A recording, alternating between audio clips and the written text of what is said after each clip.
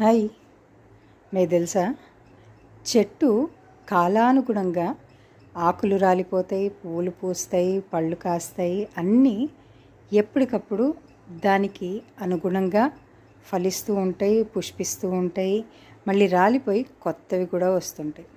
అదే రీతిగా మన జీవితంలో కూడా కష్టాలనే వస్తాయి, కన్నీళ్ళనే ఉంటాయి, బాధలు ఉంటాయి, అన్నిటికీ మించి సంతోషాలు కూడా ఉంటాయి.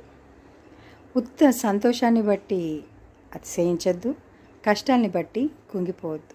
చెట్టు ఏ రీతిగా అయితే నిటారుగా నిలబడి దాని కాలానుకూలంగా అన్నిటిని ఏ రీతిగా అయితే భరించి నిలబడగలుగుతుందో అట్లాగే స్థిరమైనటువంటి ఆలోచన కలిగి మనం కూడా ఎప్పుడైతే ఉంటామో మనం కూడా అన్నిటిని తట్టుకునే శక్తి ఉంటుంది. కాబట్టి స్థిరంగా నిలబడి బలంగా అన్నిటిని ఎదుర్కొనే ప్రయత్నం చేద్దాం.